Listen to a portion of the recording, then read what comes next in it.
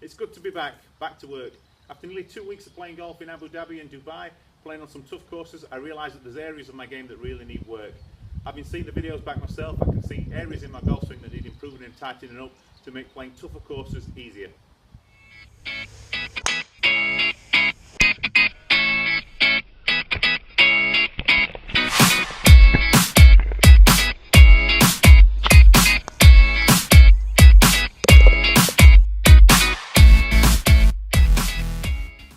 It's important when you analyse the game that you don't just look for negatives all the time, because otherwise you're just going to get down on yourself. And I think there's certain things that have come out of the trip that have been quite good for me. I felt like before I went that I was going to be struggling for distance, and certainly playing against other good players I realised that actually I'm long enough. The warm weather, running fairways makes a big difference to how far you can hit the ball, so that's not something I'm going to be concentrating on. But certainly the accuracy off the tee is something that I feel is lacking, and playing on good courses, tough courses, tight courses, you need to be in the fairway to make a chance of making a score, and I didn't do that enough off the tee. So we're going to analyse the swing, we're going to look back at some of the videos that we made while we were over there and see if we can pick out anything that would affect my accuracy off the tee.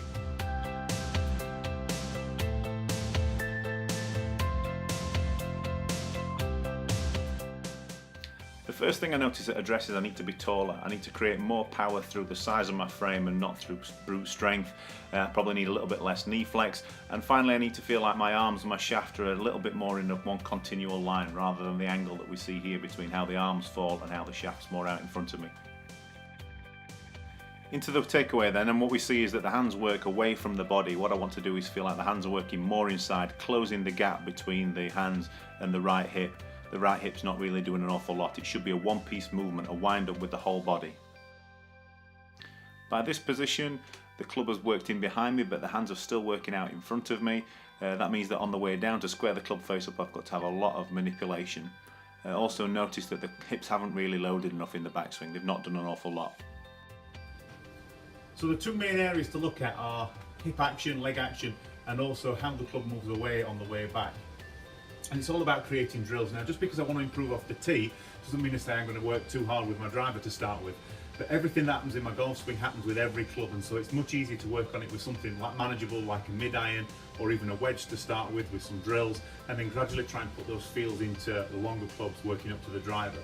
So what I'm going to try and do, the drill that I'm going to try and do, is to work on how the takeaway is going to improve, trying to keep the club outside the hands longer and trying to stop the hands from working away from the body with the club getting in behind. So what we can do is we can play a shot, we can make a drill where we can practice this.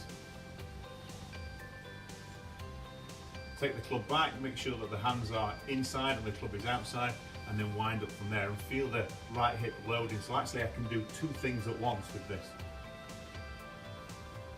It feels like a much more of a one-piece movement.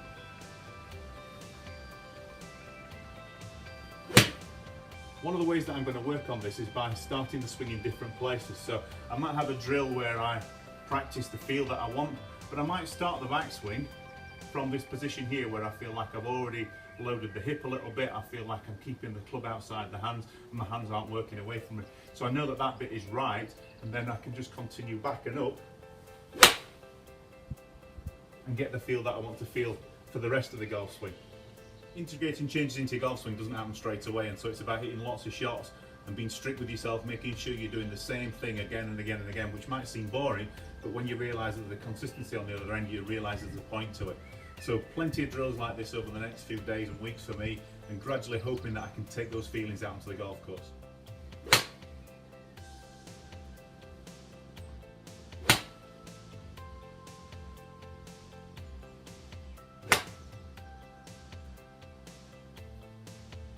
Having hit a few shots, one of the things I noticed is how much more consistent my flight is.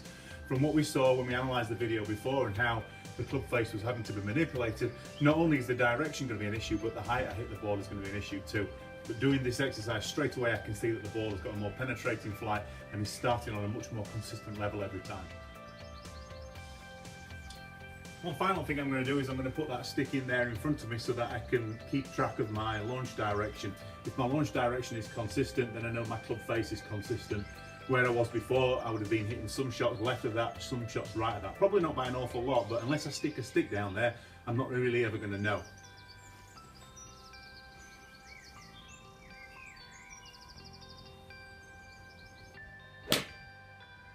I know my golf swing is a consistent work in progress, and I do like to have something to work on.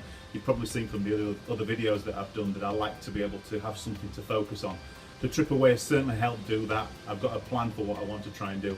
And I would always say that to people that come for lessons, that we've got to try and highlight your weaknesses, try and get your weaknesses to be stronger, push them up to the other parts of your game. Don't forget that when you work on your mid-irons, you're working on your driving. When you're working on your driving, you're working on your pitching. It's the same swing for most of the shots that you'll play. It's just about adapting the setup to accommodate the club that you're using.